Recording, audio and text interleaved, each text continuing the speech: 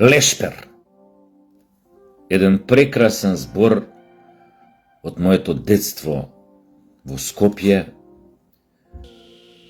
Веројатно прв пат сум го слушнал од некој од мало, сигурно.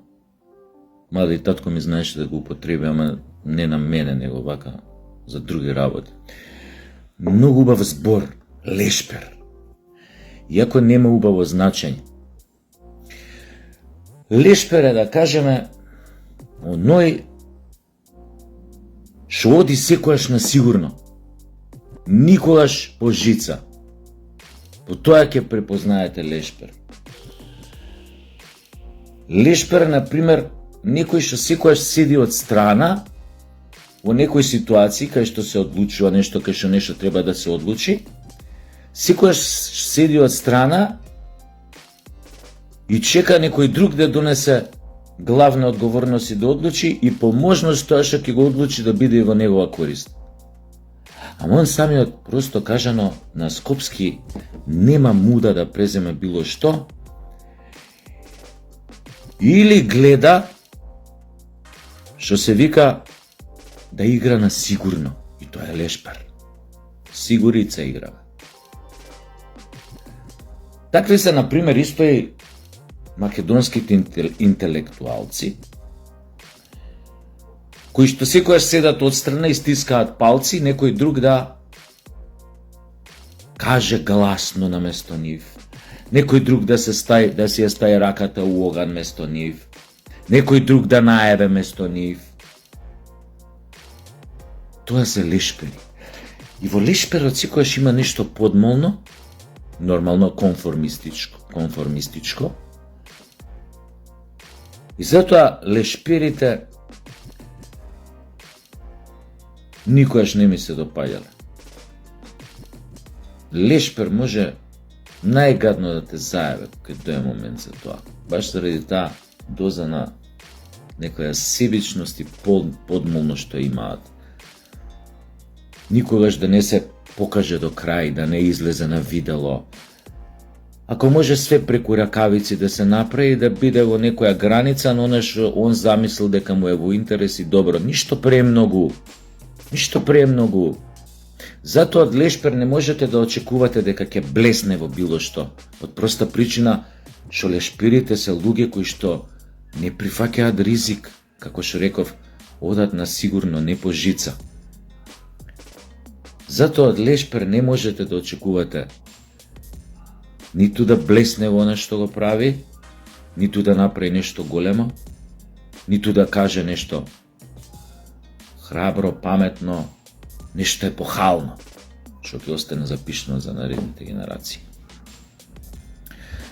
И отворив темава за зборот лешпер, ќе видите зашто. Поврзано е со денешниот ден, нели? Празникот на Републиката, на независноста, колку и тоа да ни звучи на сите тешко денес, знаеки што се случува со Македонија последниве 33 години.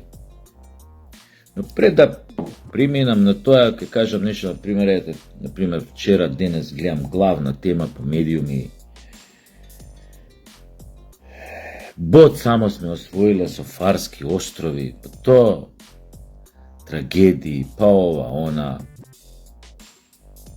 Да, можам да релативизирам од една страна, да кажам да, тоа е фудбал, само нема зашто толку да се нервирате. Иако понекогаш и спортот и фудбалот знаат да бидат поголеми од животот, но тоа се многу ретки ситуации. Кај што буквално ја правеле целата нација горда, целата нација во едно супер светло, некој одреден успех во спортот ја представил пред светот. Затоа луѓето, претпоставувам, и вложуваат во спорт, затоа што спортот е најголемиот амбасадор на еден народ во мир. Јеби га. Од друга страна, може малце да кажам, сме освоиле бот голем како планина. За Фарски острови. Но не заборавајте, Бод ни зедоа китоловци, рибари. Немаш ти со китоловци, ти со кито и се пепаат таму, се борат со него фудбал ќе играш, не можеш. Баш ка добро малци среќа имавме, можевме и без Бод да останеме, оној како им се вика најдобриот играч, да не му го кренеше пајак бродот, затоа што го паркирал таму у море, баш кај што на место кај што се ебеле китоиве, и тука го паркирал, го остел на утакмица и му јавиле пред да почне утакмица, доаѓај пајак ти го собира бродов, се паркирал на погрешно место. Не и се.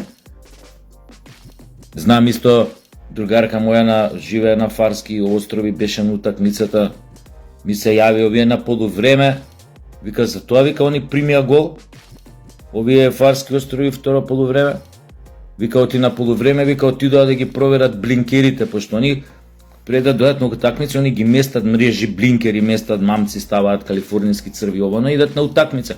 И на полувреме проверуваат, ако имаат нешто фатено, го вадат, го ставаат у корпа и па ги местат блинкерите и после Сам луѓето си се, како да ви кажам, си рибарењето им е животот, а ова фудбал, знаеш, од хоби, затоа се они опуштени кои играат фудбал, не им е битно дали ќе победат или изгубат, затоа е многу тешко да победиш таква екипа.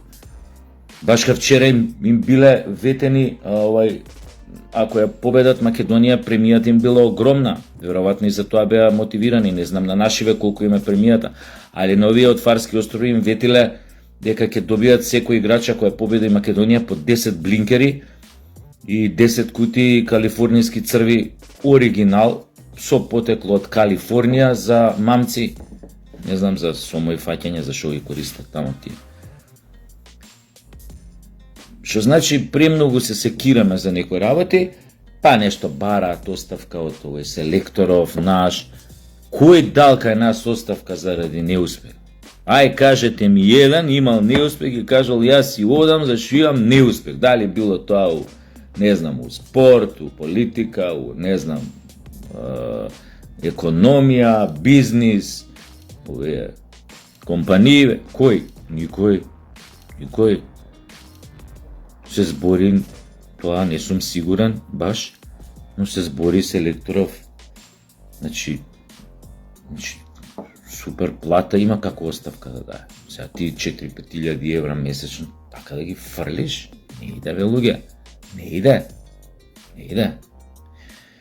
Мислам да се вратам на ова лешперство, во некако и ова ми се наметна последново со ова лешпер и ова. Значи не можеш со лешперење нигде да стигнеш. Тоа е најбитната работа на светот. Лешперите Господ не ги сака. Затоа што се лешпери. Одат на сигурно. Стара, добра, точна поговорка е: среќата ги прати, ги следи храбрите. А храбрите не се лешпери. Храбриот човек и лешперот се два опозита, два краја на еден стап. Непомирливи. Затоа лешперството во многу случаи можете комотно да го поистоветите со кукавечлук. Сега доаѓаме на главната тема. 33 години независност, ќе речам во наводници. Многу добро памтам каде бев на 8 септември 1991 година. Многу добро памтам која беше прогласувањето на независност, на отварање на шампање, оној огномет што беше таму.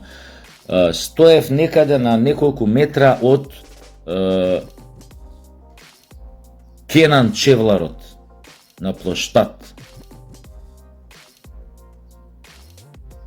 Неколку метра стоев од неговата, како да наречам, работилница, кога беше прогласена независност. Тоа беа многу турбулентни времења, у кои што искрено македонското раководство едно време не знаеше кај тера, не знаеше со кого би,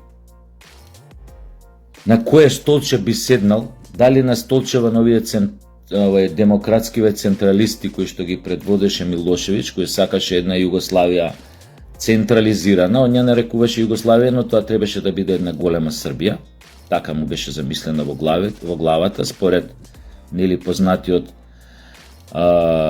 меморандум на Српската академија на уметностите, науките и уметностите од 1986 година, каде што првпат јасно се дадоа ставови дека сите срби треба да живеат во една држава. И македонците, мислам дека тоа македонско комунистичко раководство, мислам дека едно време свати каде оди целата работа. Особено после прекинатиот 14-ти конгрес на Комунистичката партија на Југославија, кога видоа дека со Милошевиќ е невозможно да се биде во диалог, да се живее заедно под едни такви авторитарни услови, каде што мнозинството, во тоа време во Југославија најголемо мнозинство беа србите, би одлучувале за све, а сите други евентуално би климале со главата. Такво беше времето, такви беа околностите. Како што реков вчера или завчера, за кавга се секогаш потребни двајца, тројца, четворица, не дека само србите беа кумуваа кон распадот на Југославија, но небитно. Во еден момент македонското раководство сваќа дека која би седнала на столчето на Милошевиќ, тоа би значило крај за Македонија, затоа што Македонија би прифатила една подредена улога, на некој сеј благо кажано помал брат, и вака, онака со помош на одредени структури, луѓе, сепак македонците се решија да имаат независна држава, иако нели го знаеме на опавчето во референдумското прашање, дали сте за независна држава со можност за приклучување или кон некоја идна Југословенска федерација ако биде договорена. Но нема везе, ете се одлучиме за независност. И што се случи? Од првата секунда, може би баш не од првата секунда, но знаеки колку сме слаби, колку не успеавме на време да осуетиме некои процеси што ќе се одвиваат во таа социјалистичка федеративна република Југославија, токму затоа што не се успеавме да ги осуетиме, поприлично неспремни го дочекавме распадот на СФРЈ. И мислам дека е тука коренот на нашата пропаст, ако го бараме коренот на нашата национална, на нашиот национален пораз, национална пропаст. Иако имаше шанси во подоцнежните години, неколку шанси имавме да го ја исправиме таа грешка, ние сите тие шанси ги испуштивме.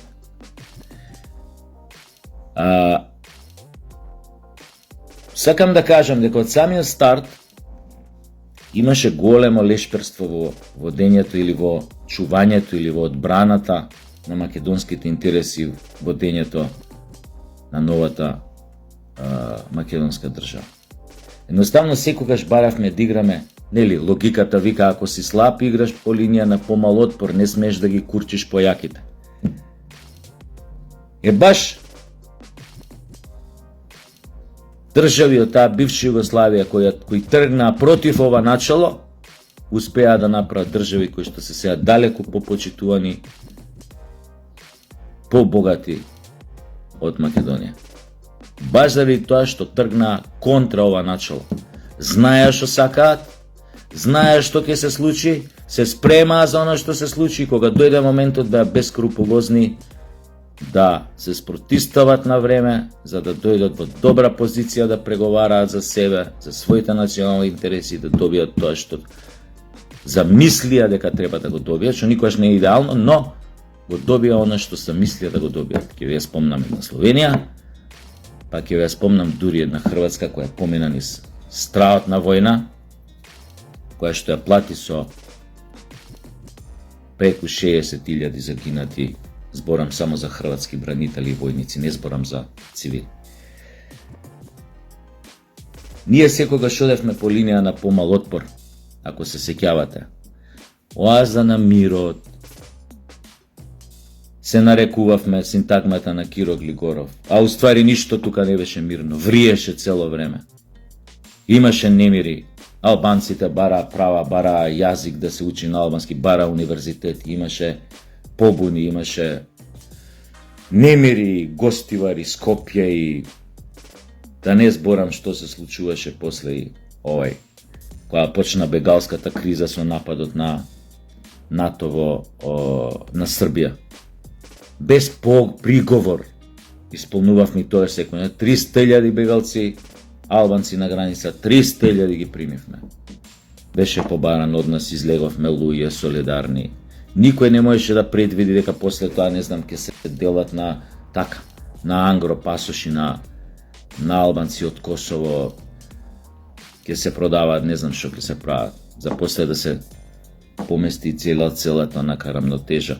Зборувам факти, значи не ми е сега целта да напаѓам албанци, тоа чисто зборувам факти и како секоја наша работа што ја правевме без да размислиме по линија на помал отпор, затоа што мислевме дека од тоа ќе добиеме некој интерес и секојаш бевме измамени од таа меѓународна заедница, заебани ако сакате, и у најтешките моменти бевме оставени на цедило.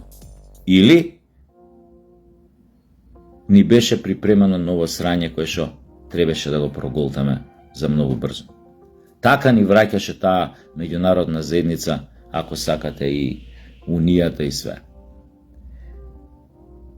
Се сеќавате после тие наши заложби за оаза на мирот, да бидеме мирни, прифативме, нели, знаме да смениме, и под привремена референца со некој како се вика тоа, октруирано име да влеземе во Обединети нации. Прифативме све живо што требаше да се прифати, најлешперски со надеж, еве сега, ќе не примат вамо, ќе не примат тамо, ќе не примат... А нас ни се случува уште поголеми срања. И веќе ми е збоктисано, нема се ни да спомнам 2001-та, кога добивме најголемата шанса да покажеме дека имаме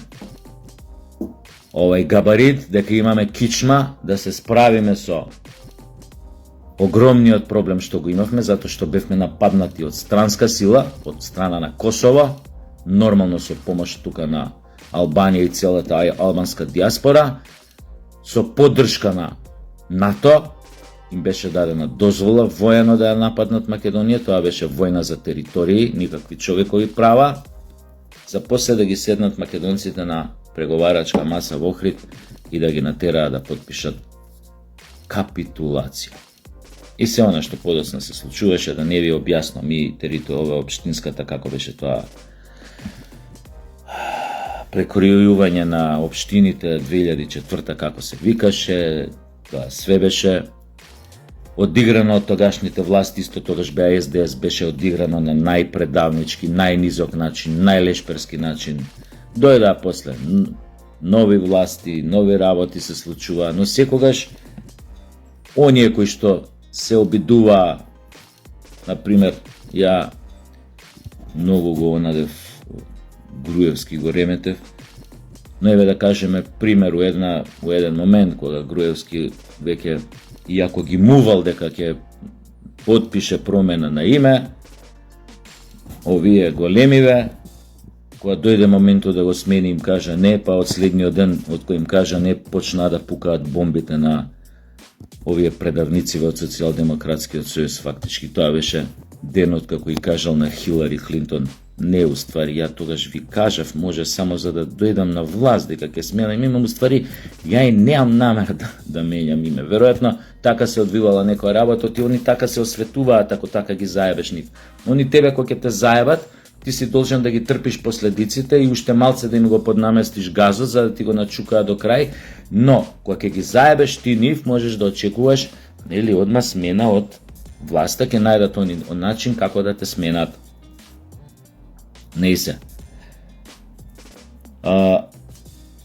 И сега можам да редам оно што се случуваше со Социјалдемократскиот сојуз, промената Преспанскиот договор, оној предавнички договор со Бугарија, кај што СДС беа буквално спремни да распродадат се, само за да останат на власт и она.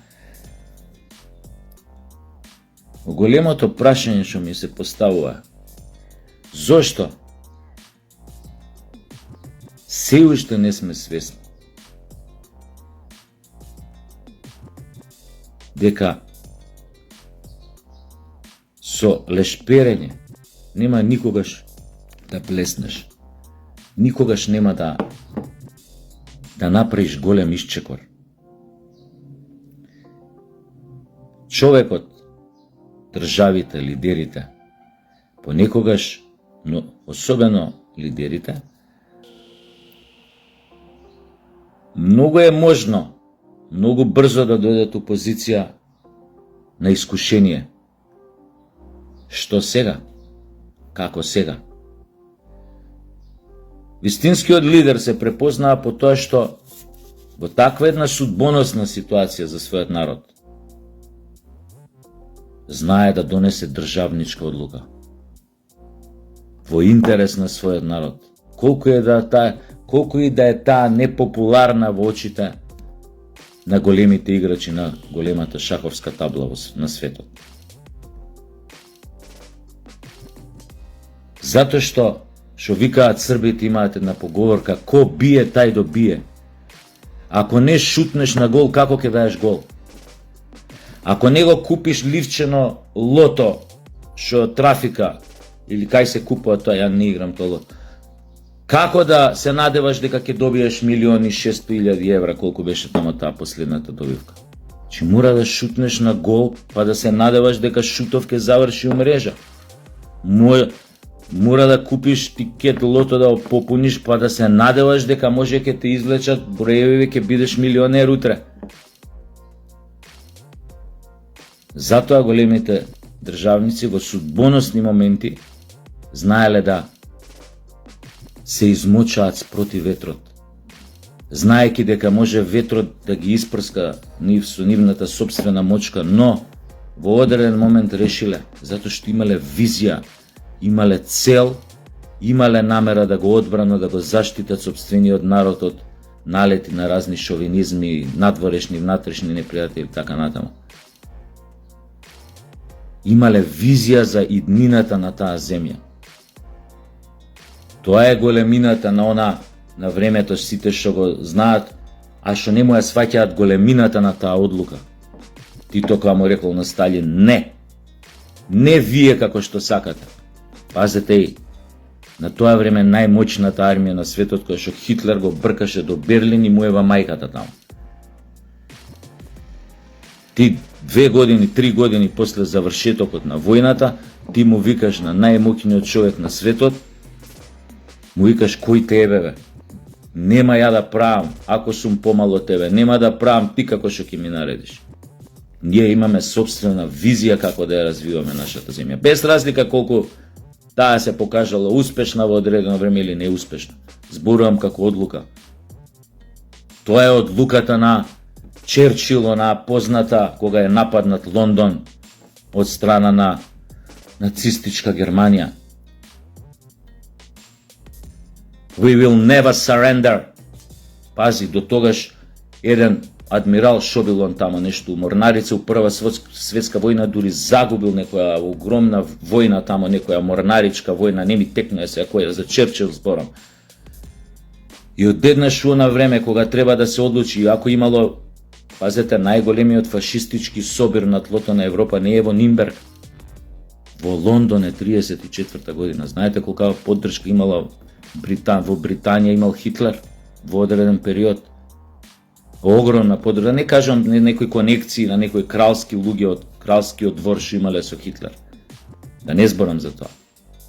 И одеднаш нападната Лондон, луѓе во паника, таква сила сваќаа дека Германија во меѓувреме, додека биле затворени очите вака, лешпирале, Германија станала воено-економски понадмоćна од сите во земји во Европа кои што до вчера ја притискале после Версајскиот договор и после она која ја загубила Првата светска војна. И што се дешава во таа паника, кога никој нема муда да излезе да каже било што? Нели го знаеме оној, како се викаше Лордон, со Хитлер што подпишуваше мировен договор, што викаше не се секирајте драги енглези, нема Хитлер нас да не нападне, не се секирајте, јас договорив све. После неколку дена Хитлер ја нападна Германија, фактички објави војна го напад. И во таа паника, кога сите усрани од Хитлер, а кои заљубени у Хитлер, се појавува типчево, Черчил вика најотмено, сигурно, мушки, самоуверено до крај. We will never surrender. Никогаш нема да се предадеме. И со таа негова една државничка реплика повлекува таква волја, желба за одбрана, за живот, патриотизам кај англичаните, што веќе фактички ги ставу еден вид на транс со таа една реплика. We will never surrender. Никогаш нема да се предаеме. И почнуваат најцверски, најодговорно, најмоćно да си ја бранат државата. Со една реплика. Можел да каже, видете, дај да видиме ние сега Хитлер не нападна, ни ги акна тоа В2, како се викаат тие ракети. Ама дај бе Хитлер, дај бе види, дај бе, па и не мора сега ти толку... Не бе, джа или бу. Ама за да идеш на джа или бу, треба да не си лешпар.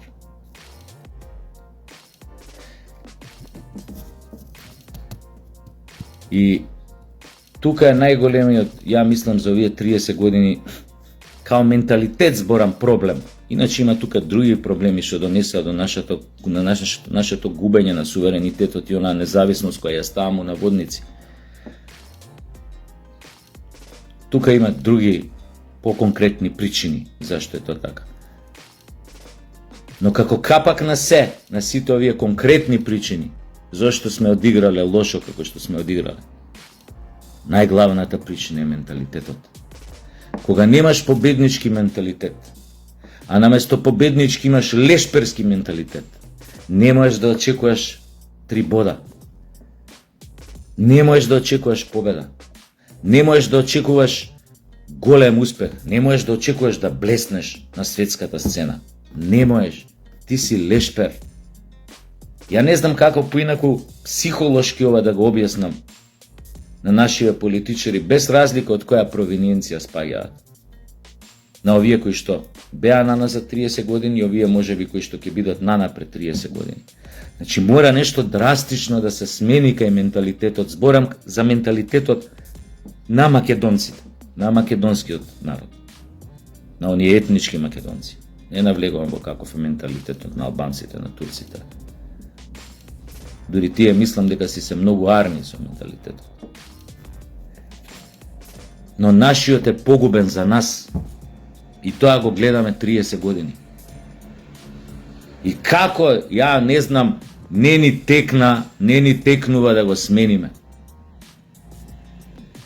Кај се интелектуалциве, не знам, ете, па дури психолози и ова и она.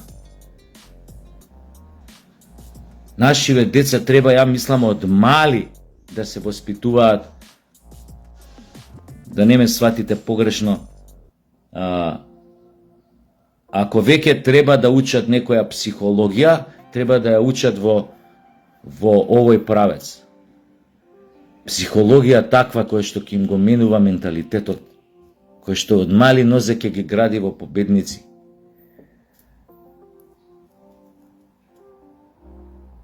Во луѓе одважни кои носат одлуки, во луѓе кои не се плашат од последиците, а ги знаат, но во име на поголеми интереси, дали државни или не знам какви, сепак тргнуваат да го прават тоа што мора да се направи за доброто на сите, не за мое лично добро, за нивно лично добро.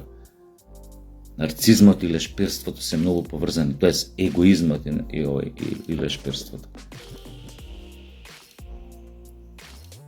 Така да, навистина треба да се размисли во иднина, особено сега, особено затоа што е загрозен опстанокот на оваа држава. Имаме соседи кои што буквално само ако им се намигне утре ќе тргнат да ја поделат Македонија, само да им се намигне. И ќе го чекаат моментот тоа да се случи, погодниот геополитички момент. Точно тоа да се случи. Но најголемата трагедија е што ние се однесуваме така да нашата иднина не зависи од нас, ние ја немаме у наши раце, тоа е најголемата трагедија.